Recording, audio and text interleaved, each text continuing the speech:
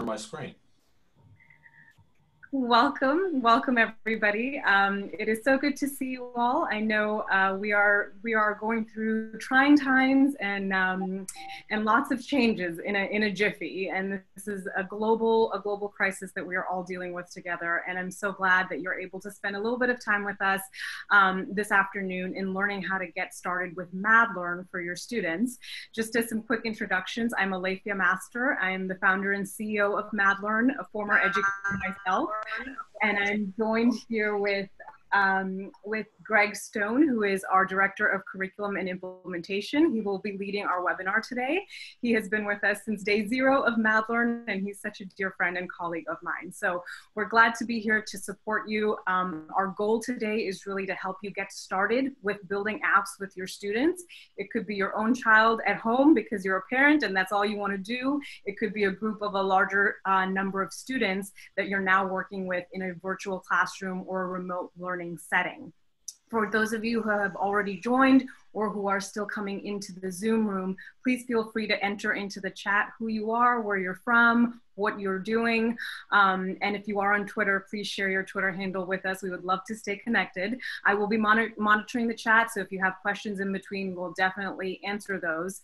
And we do have a lot of time at the end scheduled for open-ended questions, just for you to ask us anything that you need to help you get started with building apps with your students, especially during this time with school closures. So we're here for you. We know that we're all going through a lot in many different ways. We hope that you're at home and safe and staying healthy, and that we hope we can help teach and learn some ideas together today to keep your kids occupied while they're home for the next several weeks. So with that, I will hand it over to Greg Stone, who is my wonderful colleague in Pittsburgh, Pennsylvania. Today, Greg, take it away. Okay, thanks very much. I'm sure everyone can hear me all right. I taught middle school for many years, so I have that middle school teacher voice that always has worked for me in the past.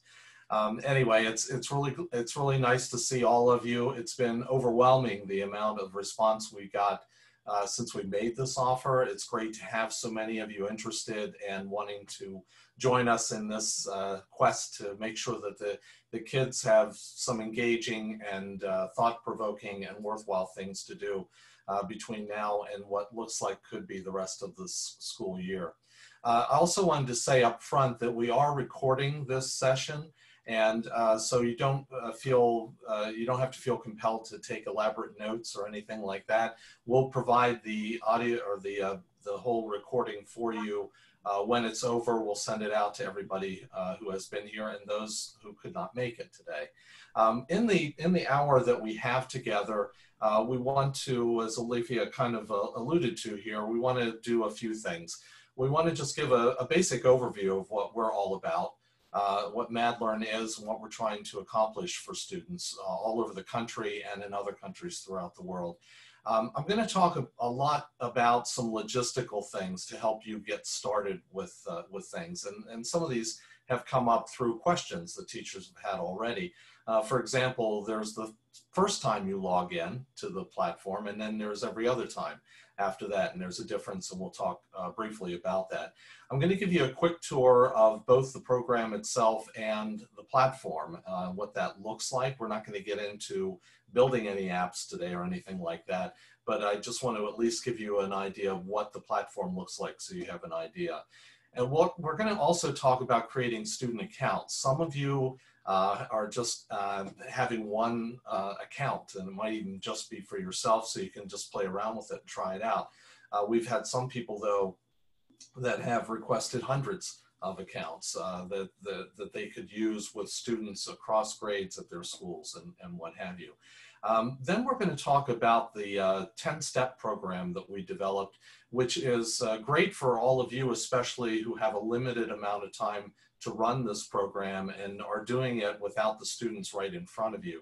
We developed this program to give the students an opportunity to at least have a cursory experience with the MADlearn program and the platform on their own, working independently. And of course, at the end, we'll allow plenty of time for questions and answers, as Alethea said. But I'm going to go ahead and just get started. If there are questions that come up, please put them in the chat, and Alethea will monitor that, and she'll answer them. She knows after the 6 years we've been working together that I can't do two things at once. So she'll take care of your questions. I'll take care of the general information for you. First of all, this is what the MADlearn program really is all about. It's based on the design thinking process. And the 6 units that are inherent in the program actually follow that process from ideation all the way through the launch of a product. The product here, of course, happens to be a mobile app. So the students are not only learning how to build a mobile app, they're also learning what it means to be an entrepreneur and what it means to actually build something that's well thought out and planned and executed correctly. During the course of this project that the students are involved in, they learn a whole variety of skills that are all important to them today. Computational thinking, of course, and entrepreneurship, as I've already alluded to, critical thinking and coding and the design process, of course, digital citizenship, collaboration, and they can collaborate even though everybody's remote right now. You can have collaborators that can work asynchronously or at the same time even through video chat or what have you. So just because the kids are off on their own in their own little islands doesn't mean that they can't work with others at the same time, which is a great thing right now especially. So there are a lot of different great skills that students will develop, including, and we couldn't say this a few years ago, but including coding. Because there's a template that we have in particular that incorporates a combination of HTML, CSS, and JavaScript coding to make screens that are much more sophisticated and engaging for the end user to view and interact with as well. Before we go any further, we want to make sure we make the point to have you download, if you haven't already, onto your mobile device, the MADStore app. The MADStore app was developed a few years ago by us as a way for students to be able to share their work with anybody who has the MADStore app. Their apps, even while they're being built, can be viewed on our app, whether they are on an Android phone or an iPhone or even an iPad. Their apps can be seen on these mobile devices, so they can be shared with parents and friends, with a whole class if you're sharing apps with students within your class and whatever. But the MADStore app acts as a launch pad for those apps that are being created and have been created. There are 2 levels of publishing. I'll just talk about this briefly. Onto the MADStore app. While students are while they're building their apps, I should say, they can at any point in time just click a button and have a randomly generated 9-digit code, which they can plug into the MADStore app and then view what they have so far. If the apps are good enough, and there is a guideline and a checklist of things that have to be completed before it can be fully published, their apps can be fully published on the MADStore. And when you open up this app, you'll see apps that have been fully published, mainly by students, to demonstrate and be able to show to a much more global audience the work that they've done. When you first requested your licenses for MADlearn, you should have received an email from support@madlearn.com. That email would look like this and has a blue button on it for you to sign in. This is for your initial sign in to the platform. You'll use your email address that we used to send you this invitation, and then you will choose your own password. You'll re-enter it, and then you'll go back in and log into the platform using that password that you selected and created on your own. That's the first time that you log in to the platform, and only the first time. Once you've left that first session and you come back to MADlearn later on, you're going to enter by way of the MADlearn website. And depending on where we all are, I know on my screen everybody is across the top, and you may not be able to see the headings. You might be better off moving everybody down to the bottom of the screen so that you can see more of what's going on here. The logins that happen after that first login in that first session are done by way of madlearn.com. And all you have to do is click the login button. You'll see that same familiar window with the opportunity for you to put your username or email address and password to get into the platform again. Once you do that, you're going to be looking at what we call the dashboard. The dashboard has various options here on the left-hand side in a navy blue field.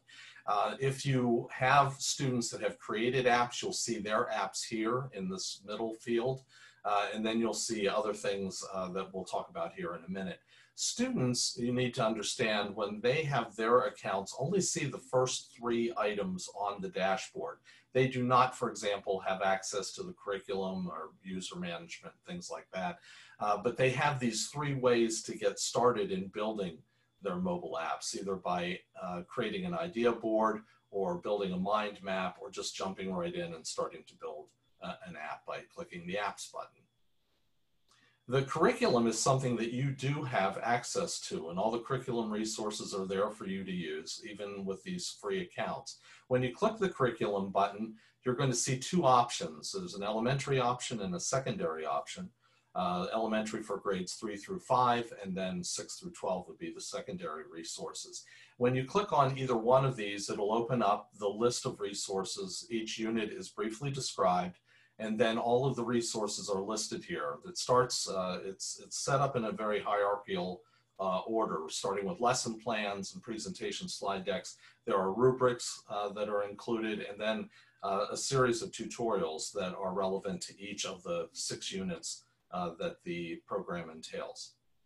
Those resources, when you click on them, can come up as a preview right on the screen within the platform itself. And then if you decide you want to take one of those and use them and maybe bounce them back out to the students or what have you, there's an opportunity for you to download them too. There's a download button for you to do that. Another resource that's quite useful, we are finding, and was welcomed by our teachers, are the video tutorials that we developed for the program. These can be accessed by clicking the YouTube icon in the upper right-hand corner, right next to where your name will be on the dashboard. And when you click on that icon, it'll open up our YouTube library of videos, tutorials. There are all told about 32 or so video tutorials right now that take you from the beginning of the process through the end, with tutorials focusing on everything from the visual design of building the apps to each one of the different 20 or so templates that are used to build the apps in the content phase of the app building process. I mentioned the 10-step program before. That can be accessed by clicking the purple banner right at the center top of the dashboard. And this is available to the students as well, so that when they click on this, if you want them to do this as an independent project, it will open up this file, which is a Google file, which includes the name of each of the 10 lessons or the 10 steps, a brief description of it, and then the recommended video tutorials for each one of those steps. This is kind of a if you will, a Reader's Digest version of the program. It doesn't incorporate all of the templates, certainly, that could be used, but it gives a nice representative sampling of the templates and the design process, so that if the students can do these, they can build out the rest of the templates very easily, because they'll get the idea of how the system works and get into the rhythm and what have you with these. Now, you also have the option, or you have the opportunity to build out your students' accounts. If you click the user management button on the left-hand side on the dashboard and select students, you'll see that there are 2 choices in the upper right-hand corner. There's the bulk upload and the add individual student options as well. If you want to add a new student, let's say you just have a few, maybe 10 or fewer, you can just click the Add Student button, and when you do, that'll open up a window where you are asked for, and you'll notice the asterisks here. Always look for those asterisks for the required fields. There are 4 fields that have to be filled in. Your name will appear here, and I want to say now, and this will come up again later, you actually have two usernames in your accounts. We wanted to make sure that everybody was set up as an administrator for these accounts that you have. But we also have to have a teacher account, because if you have students, they have to be associated with the teacher. So what we did was we took your existing email and just added the number 1 right before the @ sign in your email. So you will see your name appear here automatically with a box to check to make the student associated with your account. But you'll notice in the email that there will be a number 1 right before the @ sign. The other thing that you want to look out for here is for the password, the student, you have an opportunity to have the student either change their password or not change it. If you want them to be able to change their password, make sure you click this little box in the lower left-hand corner. If you don't want them to change it, just leave it unchecked, and they will have a permanent password that you've assigned to them. When you're done with this, you just click the submit button and the student account has been created. You can also change the student's password by clicking the icon that looks like a lock here toward the end of the line. When you do, a window will open for you to be able to put in a new password, confirm that password, and just click submit. The good news here is that you do not have to know the original password to change it to a new one. And this comes in very handy, especially when you're working with younger kids, as I have in the past, who tend to forget their passwords, and we don't keep track of them. So you want to make sure you don't have to have that information in front of you to do that. So you can put in a new password this way very easily. The other option, of course, is to do the bulk upload. This can be done 250 at a time. That means that if you have more than 250 students, you can still do them. You just have to break them down into increments of 250. Your account name will appear at the top, and then you'll see that there are 2 steps involved with doing a bulk upload. The first step is to upload into your, or download, I should say, into your computer, a CSV file template that you will then fill out, save, and then bring back into the platform in step 2 to upload the student information to create those accounts. The blank template looks like this, and it may be hard to read, especially if you're on a smaller screen, but it's got 7 columns. The first 4 are pretty self-explanatory. First column is the first name, second column is last name, an email address, and password are the first 4 columns. Then the other ones we'll talk about here in a minute. One note here, do not change the heading titles in any way. It's okay to change the column widths, which you always have to do with a CSV file because they're always set at a very small automatic width. So don't change the headings, don't change the order, of course, or anything like that as well. When you're filling it out, it's going to look something like this. And once you get past those first 3, what we have here are some notes about the other columns that you should pay attention to. Use MADLearn or something similar to it as a temporary password if you want, or you can assign each individual student their own password in that column. In column E, the association column, this is where your email address goes, and specifically it's where your teacher email address goes. You'll remember that I said you'll have a 1 appearing before the @ symbol in your email address, and that's what you'll put in for the association. That will associate the students with your email account that is associated with the teacher, and then as an administrator, you will still be able to see the student accounts as well. The F column is for a phone number, and that can just be a dummy phone number. We typically use the one you see there. It does have to be 10 digits with the dashes, but it could just be a series of 4s like you see here. And with the last column, column G, asking is the password change required. If you don't want the students to change their passwords upon initial login, just change that to false. You'll notice it's in all capital letters. If you do want them to change their passwords, put true in all capital letters, and that will tell the system whether the students are going to be able to change their password or not. Once you've filled out the CSV form now and saved it onto your computer, you'll find the completed list on your computer by following the steps here in step 2. And then once you have it there, all you have to do is upload it by clicking the upload button.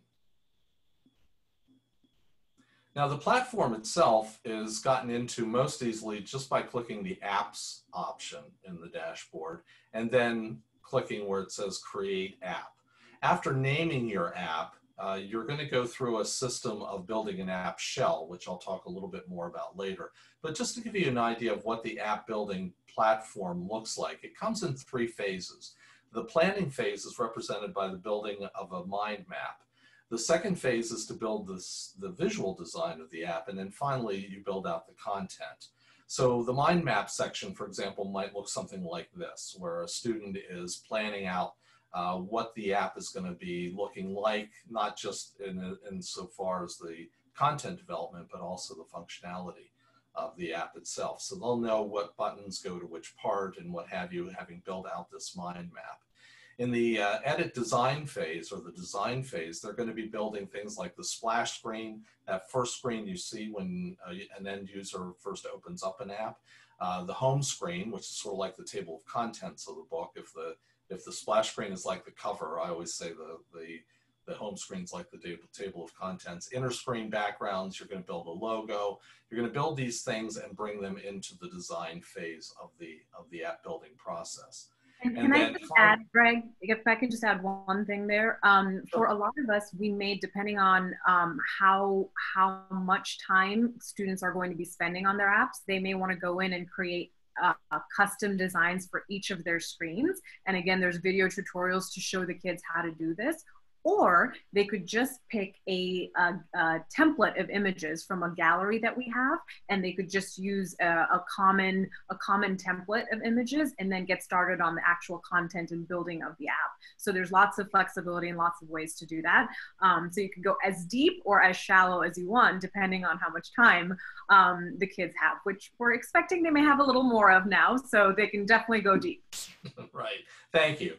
The last phase is the content phase, and this just gives you a little example of what that looks like as a work in progress. This is an app that's being built that has 3 buttons on the home screen. Right now, the home screen is what's up, and you see in the simulator there what it's going to look like in its finished form. But you can do things like change the size and shape of the buttons. You can change the colors of the buttons. You can add icons and what have you. When the students are building out their apps, the first step is to create what we call an app shell. This app shell serves as a foundation for the app building process. And what you do basically is just, once you give the app a name, you just kind of go through the 3 phases very quickly without doing any updating or any customizing to the app itself. Because it's not until you get to the content phase that you've actually saved anything. And so you don't want to get halfway through the mind map and find you've run out of time and all of a sudden you don't have anything because nothing's been saved yet, or the same with the design process. So you want to just skip everything, get to the content phase, and then you can click on any one of those other phases to go back to it. So for example, after the app shell is built, now I can come back in here, click the edit mind map part, and then I can go in and build out my mind map, or I can click edit design and go in and build the design at that point. And so that's how that works. Now we have some suggestions, just general suggestions as you're getting started with this and as the students are getting started with it. The first that we would recommend is for you to try out the 10-step program yourself, or maybe have one of your kids do it.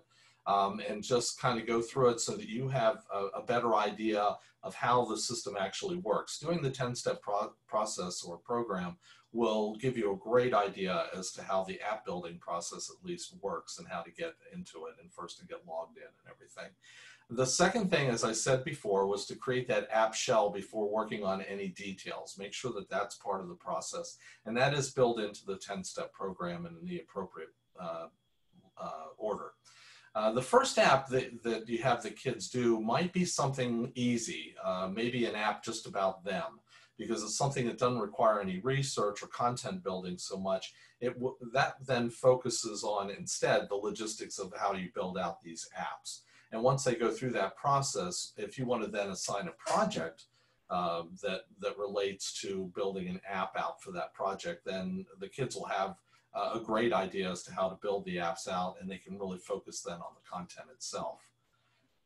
The 10-step program is meant to be merely a starting point. It's not meant to be the end all and be all.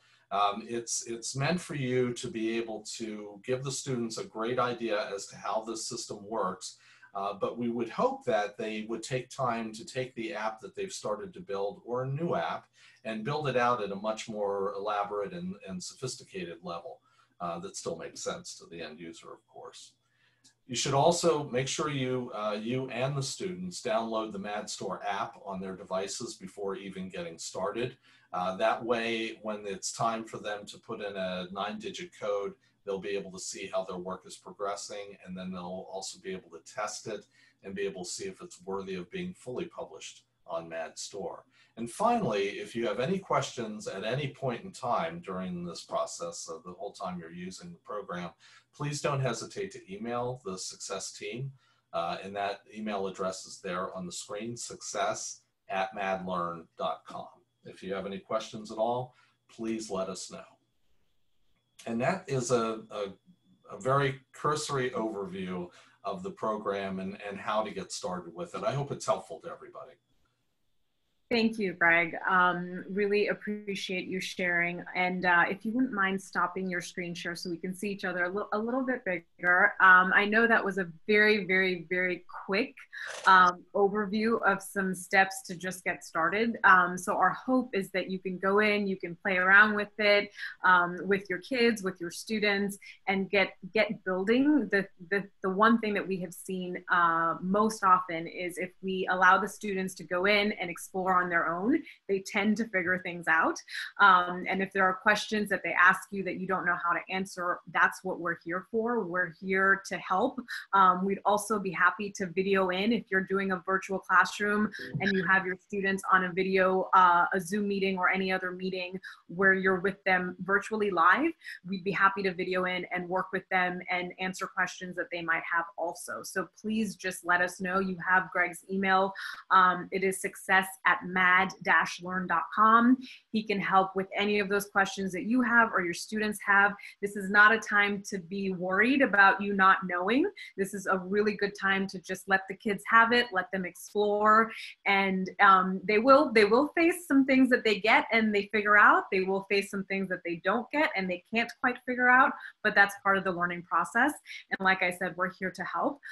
If you'd like for us to do a little bit of a quick refresher with you at some point, we can do that. If you would like for us to video in with your students, we'd be happy to do that as well. So having said that, I'd love to open it up for questions. And actually, before we do that, for any of us that can be on video, I know a few of us are on video, but for any of us that are able to turn your video on, we'd love to take a picture of our virtual meeting that is currently happening. I know we're all doing virtual meetings now and trying to make sure that that's what we're doing to keep us all safe. But if you are able to be on video, please turn your video on. I'm going to take a quick screenshot of all of us as the Big Brady Bunch, the new MadLearn family that we are trying to help and support through this time. And we'd love to tag you on Twitter and share it in our newsletter as well. So I'm going to take it on the count of 3. If you want to smile, do something funny, do you, whatever way you want to do you. But everybody, cheese. Perfect. I got it. Thank you. So with that, please, if you have a question, you can chat it, put it in the chat, or unmute yourself. Right now, everybody is on mute. If you'd like to unmute yourself and ask a question, anything at all, we wanted to make our talking time short so we can open it up to you and collaborate and work together to help solve your problem. So we're here. Ask us questions. And don't be shy now. Okay, Alethea, I have one. Can't the students see their work in the simulator even if they don't have a phone or a tablet at home? They absolutely can. And so just to go over that, Jenny, thank you so much. So when your students are building their apps, they log into MadLearn, you've created their accounts, they go to our website, mad-learn.com, they click on login, and they start building an app. As they're in the content phase and they're building out screens of their apps, there's several ways for them to see their app in progress. The first one is a preview button when they're in the content phase. And Greg, I don't know if you're able to pull this up on a website real quick for us, but I'll talk through it. There's a preview button. If they click that preview button, it opens up a web version of the app that they are building. So it's a web preview, a web pop-up, and they can see the screens that they've built. They can click through. If they've linked them correctly, they will click through and work just like they might on a phone. So that's the first way that they can see their app. The second way that they can see their app is on a mobile or tablet device. And the way that they do that is, again, in the content section of the app, while they're building their screens, there's a button on the bottom that says Get App Preview Code. And if you click that button, every student, every app that you create, you click that button, you'll get a 9-digit code that is specific for that particular app.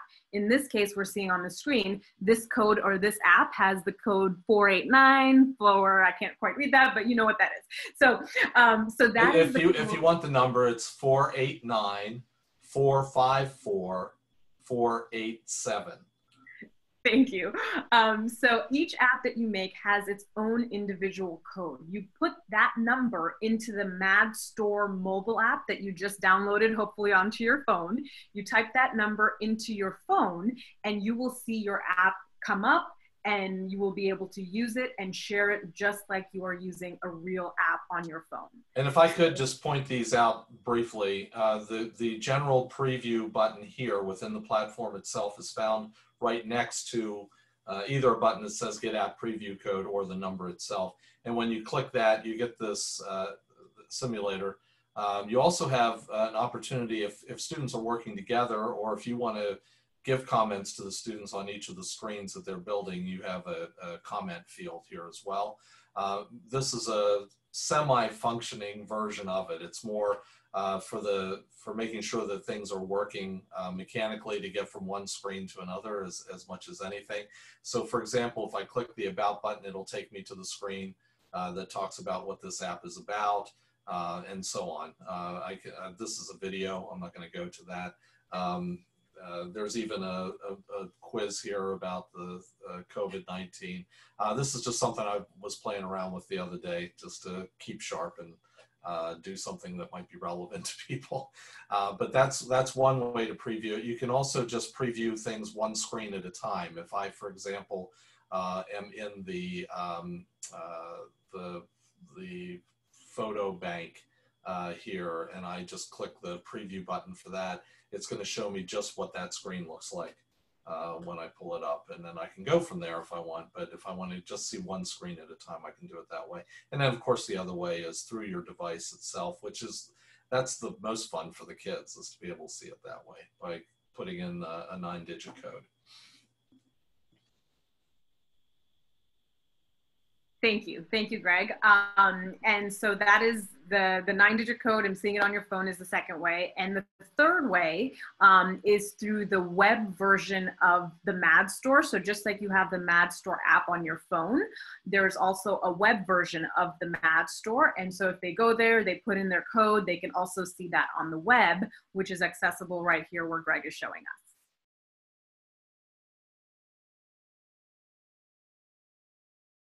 Great question, Jenny. Thank you so much for asking. What are some other questions that we have? And Sandra, I'm trying to answer your question in the chat as well, but what are some other questions that we have in terms of you getting started with your students, things that you're worried about or wondering about that you need help with? I have another question. How much can we see what they're working on? Because it sounded like what Greg said, we could actually go in and preview their app and we could make comments at each stage. So that would be really helpful to give them some feedback. Can we do that all the way through in the process? Yes, you sure can. You as the teachers and the administrators, when you log into MadLearn, you will be able to see all of the apps that your students have created, and you can click into any one of them and leave comments. Or if you're on a virtual meeting with them, you could share your screen and you could go through different apps that you'd like to showcase to the rest of the class. You as the admin have the ability to see everything that your students are doing within your classroom. Is there Hello, this is Anastasia. Is there anything in there that would alert the students when you have, especially when using graphics? Is there anything that will alert them as to whether this graphic is approved, in terms of copyright? Good question. Greg, did you want to answer that? Yeah, as far as within the platform itself, no, there are no indications as to whether something is copyright free or not. We always make the suggestion, and this is in the larger program, we always make the suggestion that they have a screen that lists all the sources that they use, have a sources cited screen, as it were. And so they should give credit to anything that they use, whether it be text or images or video or even sound files or whatever they use on the apps. But there's nothing within the app itself that will do that. There is a tutorial, though, about leading the kids through the process of deciding, first of all, whether a website, for example, is even legitimate or not. And second of all, making sure that they do give a citation to that resource. I hope that answers your question. Yes, that does. Thank you. Great question. Thank you, Anastasia. Any other questions? Okay, this is Jim from Chicago. I've got one. Greg, as far as the collaboration goes, seeing that we're all quarantined here, if we were to work with a friend who's in our class or somebody that we know who also has the app, can you talk a little bit about how we would do that? Sure, and let me, I should have not even bothered stopping to share my screen probably. Going back to the beginning here, when you first start to create an app, the first step here is to, are you all seeing my screen? Are you able to see my screen? We are, yes.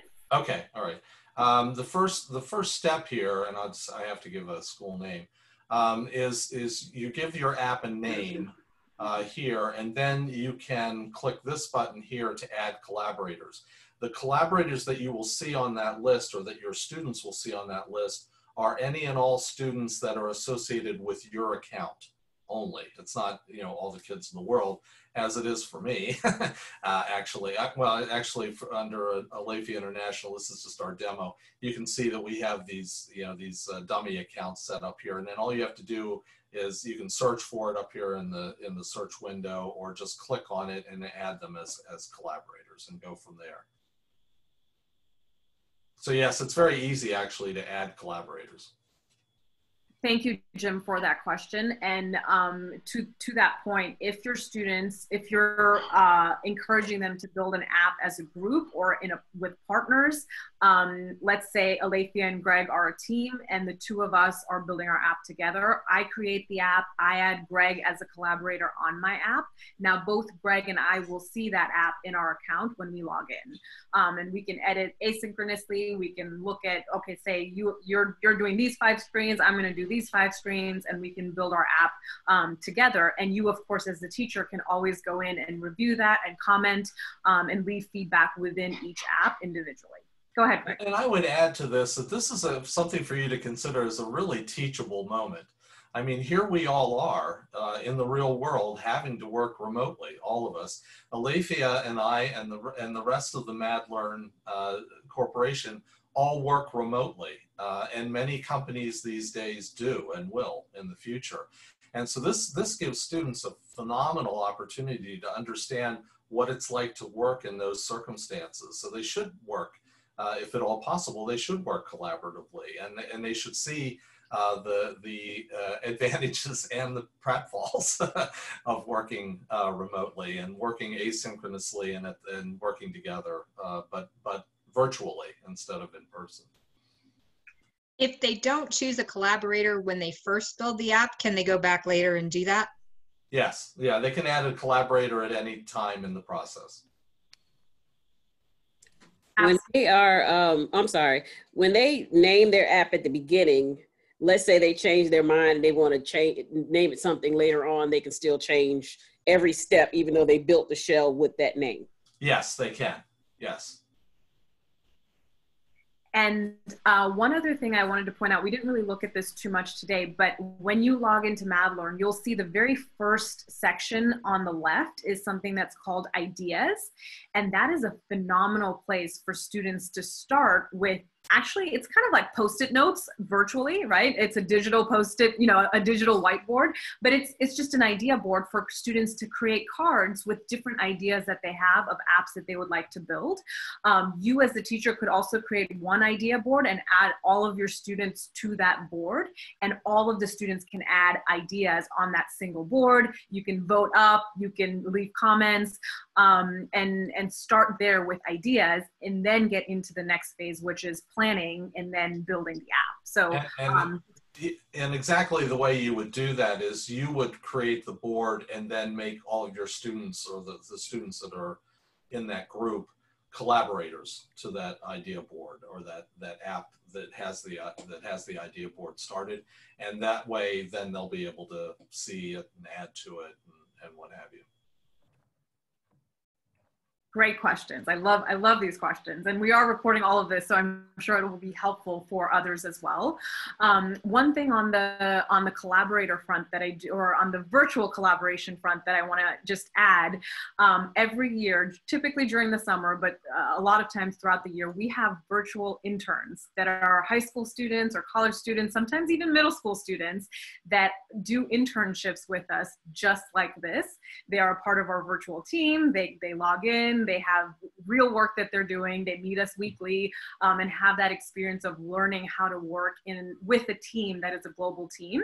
And the experience that students are now having to have by being at home for several weeks is very akin to that. And it's something that's really going to help them learn skills that are very critical in the workforce today. So I know it seems like a lot, and we have a lot of things that we're trying to juggle very quickly with changes that we've had since school closures. But know that everything that you are working to figure out now is going to be essential in the lives of those students moving forward. It's also going to be essential in our practices and how we change our practices moving forward when we think about how we access our students. So we wish you all the best, and we're here to help. We're here to answer questions and support in any way. If you have students that really get into it, that want to do more, that potentially want to intern with us, let me know. If you have a classroom that you'd like for Greg or I to video into and speak with and work with your students live, we would love to do that as well. So we're here. Please don't hesitate to ask any questions. And I'm going to go ahead and stop our recording so that we can have that for the rest of the crew.